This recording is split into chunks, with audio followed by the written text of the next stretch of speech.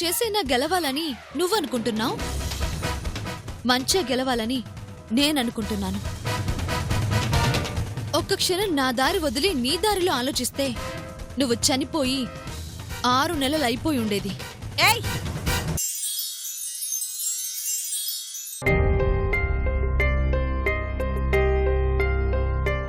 అమ్మాయి ఇంకా రాలేదేంటి? పిల్ల బయటికి వెళ్ళొచ్చేదాకా ఇదో దిగులైపోయింది.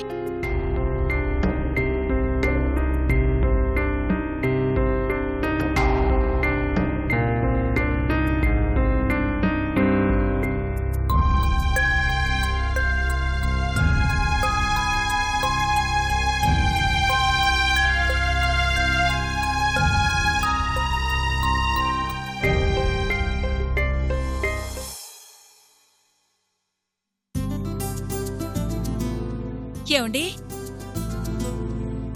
ఏమండి, ప్రయాణం బాగా జరిగిందా? బాగానే జరిగింది. అత్తయ్యకి ఎలా ఉందండి? కోలుకుందిలే. డాక్టర్లు ఏం పర్వాలేదని చెప్పారా? మందులిచ్చారు, జాగ్రత్తగా వాడుకుంటే ప్రమాదమేమీ ఉండదన్నారు. అమ్మయ్యా, మంచి శుభవార్త చెప్పారండి. ఉండండి, మంచినీళ్ళు తీసుకొస్తాను.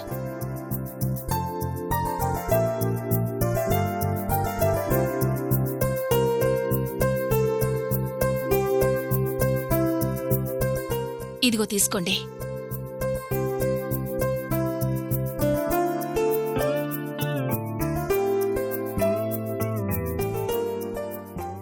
మనిషిని ఇక్కడున్నానే గాని మనసంతా అక్కడే ఉందండి. నీ మనసు అక్కడుంది, నా మనసు ఇక్కడుంది. సమయానికి అమ్మాయి దగ్గర ఉండలేకపోయానని. సర్లేండి, అత్తయ్యకి అలా ఉంటే మీరు మాత్రం ఏం చేస్తారు చెప్పండి? అవును, అమ్మాయేది? గోపాలన్నయ్య గారింటికి వెళ్ళిందండి. ఆ ఊర్మిళ వల్ల చాలా ఇబ్బంది పడ్డారంట కదా? ఉమ్, బాబుగాడొచ్చి జరిగింది చెప్తుంటే నేరుగా పోయి దాన్ని నరికి పారేయాలనిపించింది. ఆ పాపం మనకెందుకులేండి. ఆ అమ్మాయి ఊర్మిళ గురించి అన్ని ఆధారాలు సంపాదించింది. అవి కోర్టులో చూపిస్తే చాలు, అల్లుడుగారు బయటికొచ్చినట్లే.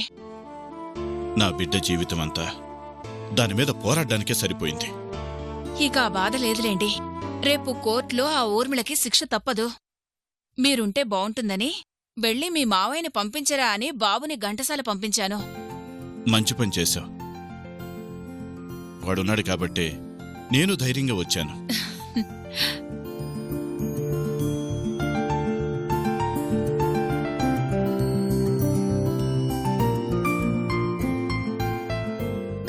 నాన్నా, ఎప్పుడొచ్చారు? ఇంతకు ముందేనమ్మా. నానమ్మకెలా ఉంది? బాగుంది. నిన్ను తీసుకురమ్మని ఒకటే గోల. నాన్నమ్మకు బాగోలేదు అన్నా రాలేని పరిస్థితి నాన్న నాది. తెలుసమ్మా, బాబు జరిగిందంతా చెప్పాడు నాకు. మొత్తం మీద మంచి ఆధారాలు సంపాదించావంట కదా? అవును నాన్న, ఎస్ఐ గారిచ్చిన కెమెరా వల్ల ఊర్మిళ తప్పించుకోలేని ఆధారాలు దొరికాయి. పోనీలేమ్మా, ఆ ఎస్ఐ గారు నీకు సహాయం చెయ్యాలి, నువ్వు నీ భర్తతో సంతోషంగా ఉండాలని కోరుకుంటున్నారు. పరాయి మనిషి అయినా సొంత మనిషిలా సావిత్రి గురించి ఆలోచిస్తున్నారండి. అవును నాన్న, ఇంత మంచి ఆధారాలు దొరికాయంటే కారణం ఎస్ఐ గారే. ఆ ఆధారాలు గోపాల్ అంకుల్కి చూపిస్తే ఇక ఊర్మిళ తప్పించుకోలేదు అన్నారు. ఎలాగో ఆధారాలు దొరికాయి కాబట్టి రేపే కోర్టులో ప్రొడ్యూస్ చేద్దాము అన్నారు. అంతే కదమ్మా, ఆధారాలు దొరికాక ఆలస్యం ఎందుకు? అందుకే రేపే కోర్టుకు వెళ్ళాలి నాన్న. ఈ విషయం ఎస్ఐ గారికి చెప్పావా? ఆయనకు చెప్పకుండా ఎలా ఉంటానమ్మా? మొత్తం మీద ఆ ఊర్మిళ పాపం ఇన్నాళ్టికి పండిందన్నమాట. అవును నాన్న, రేపు తనకి కోర్టులో శిక్ష తప్పదు.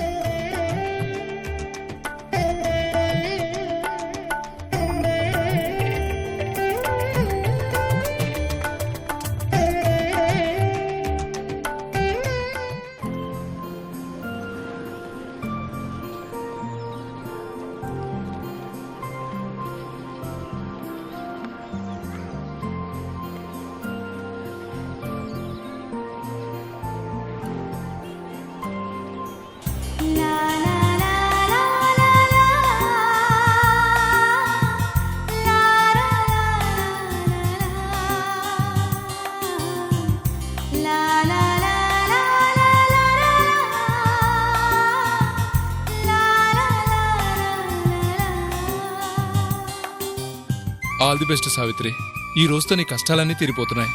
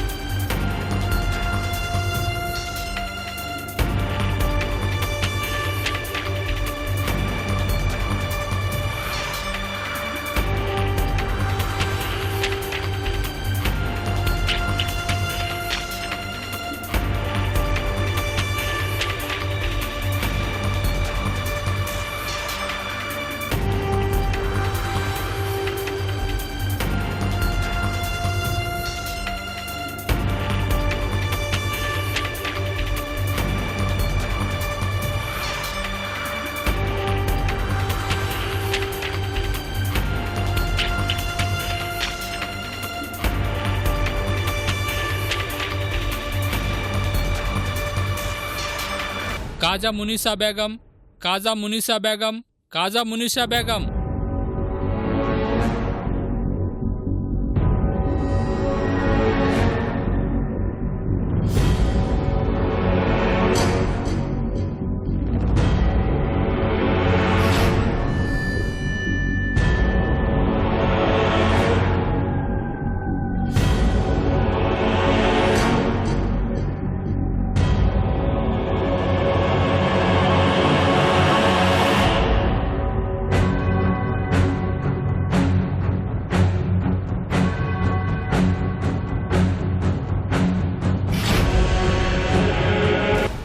యువరానర్, గత నెలలో ఊర్మిళ అనే అమ్మాయి హత్య చేయబడిందని అందరినీ నమ్మించి ఒక అమాయకుడికి శిక్ష పడేలా చేసి అటు చట్టాన్ని ఇటు గౌరవ న్యాయస్థానాన్ని అవమానించిన కేసుకు సంబంధించి శిక్ష కూడా ఖరారయ్యే సమయంలో గౌరవనీయులైన ప్రాసిక్యూటర్ గారు ఆ అమ్మాయి అసలు ఊర్మిళే కాదు, ఖాజా మున్నీసా బేగం అంటూ కొన్ని ఆధారాలు చూపించి నిందితురాల్ని బెయిల్ మీద విడుదల చేయించారు.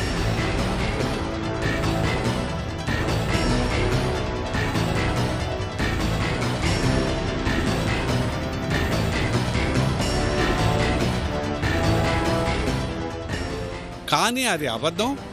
ఈ అమ్మాయే ఊర్మిళ అని నా క్లయింట్ సావిత్రి తన ప్రాణాలకు తెగించి ఎంతో శ్రమించి చాలా ముఖ్యమైన ఆధారాలు సంపాదించింది.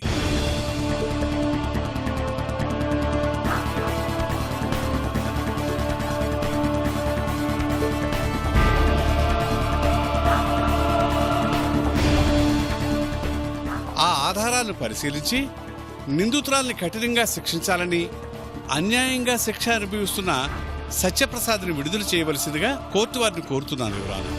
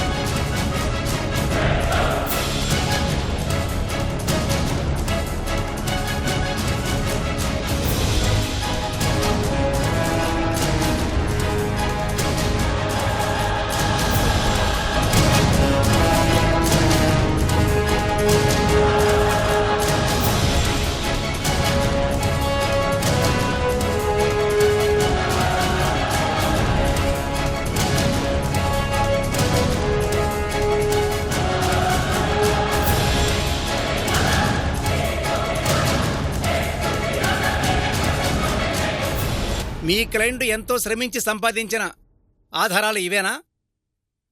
Yes your honour. వీటి కోసం శ్రమించడం దేనికి? ఏ సీడీ షాప్కెళ్ళా దొరుకుతాయిగా.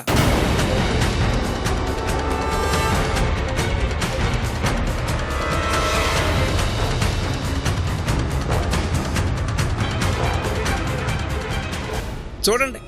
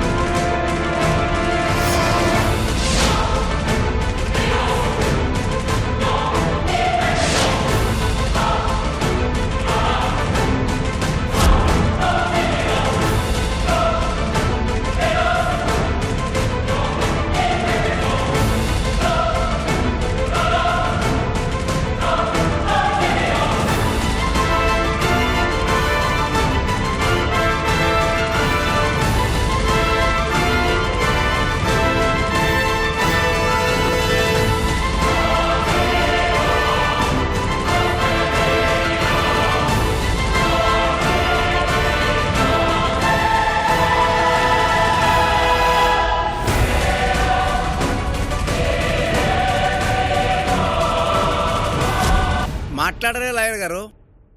ఒక్కసారి చెక్ చేయండి సార్.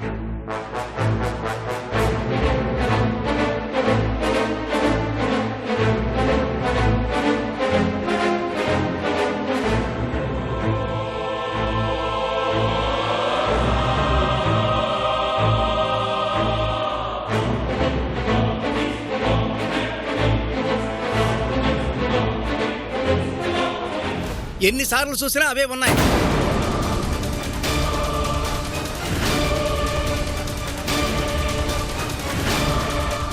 ఎంతో విలువైన సాక్ష్యాలను సంపాదించాం.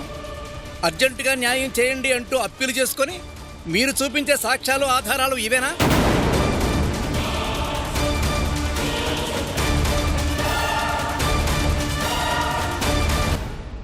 అది యువర్ ఆనర్,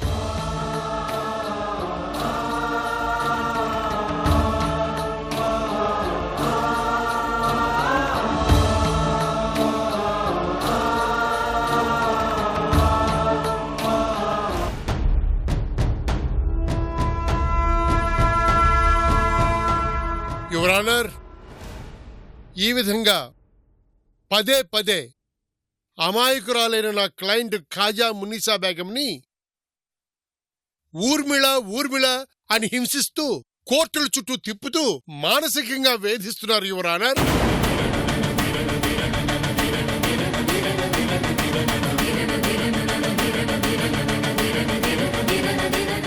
అంతేకాకుండా ఎంతో విలువైన కోర్టు వారి సమయాన్ని వృధా చేస్తున్నారు. లేదు యువర్ ఆనర్, మీరు చూసిన ఆధారాలు వేరు, నేను సంపాదించిన ఆధారాలు వేరు. Order order order. అలా ఎలా మారిపోతాయి? మీ లాయర్ ద్వారానేగా ప్రొడ్యూస్ చేసింది. లేదు సార్, ఎక్కడో ఏదో పొరపాటు జరిగింది. తను మునిసా బేగం కాదు, తనే ఊర్మిళ. కోర్టు హాల్లో మీరు అలా అరవకూడదు.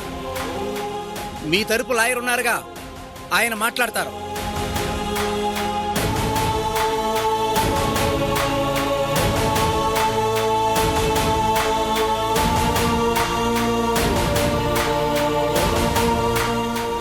ఇదంతా pre planned drama your honour.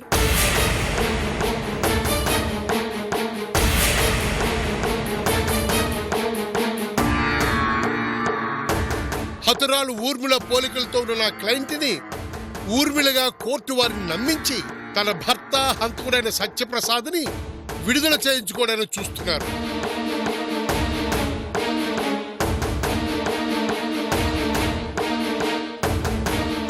అందుకు నా దగ్గర బలమైన ఆధారం ఉంది.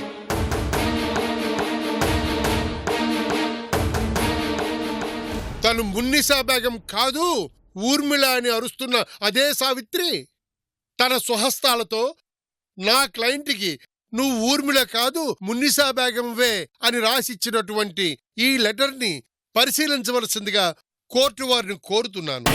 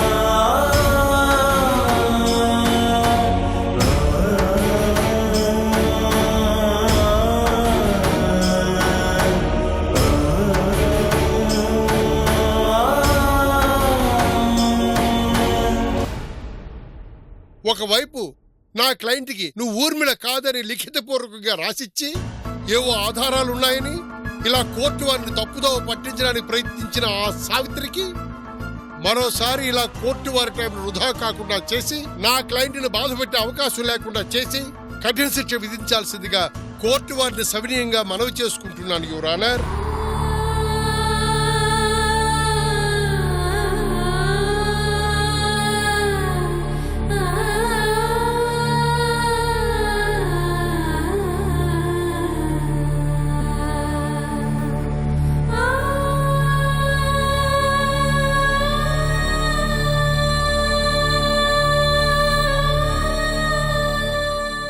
సావిత్రి తన స్వలాభం కోసం ఒక అమాయకురాలనే హతురాలైన ఊర్మిళగా నమ్మించే ప్రయత్నం చేసిందని ఈ ధర్మాసనం భావిస్తోంది.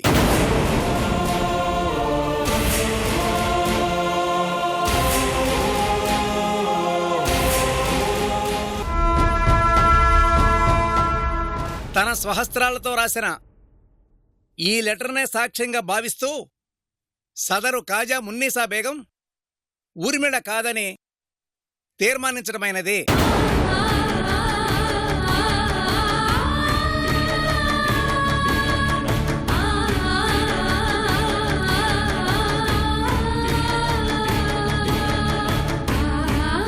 అమాయకురాలైన ఆ యువతని మానసికంగా వేధించడమే కాకుండా కోర్టు వారి విలువైన సమయాన్ని వృధా చేస్తూ తప్పుదవ పట్టించే ప్రయత్నం చేయడాన్ని బట్టి సావిత్రి శిక్షార్హురాలైనప్పటికీ భర్తను కాపాడుకోవాలన్న తన మానసిక స్థితిని అర్థం చేసుకుని మానవతా దృక్పథంతో మొదటి తప్పుగా భావించి క్షమిస్తూ మరోసారి ఈ కేసు అప్పీలు చేసుకునే అవకాశం లేకుండా తీర్పు ఇస్తూ ఈ కేసు కొట్టివేయటమైనది.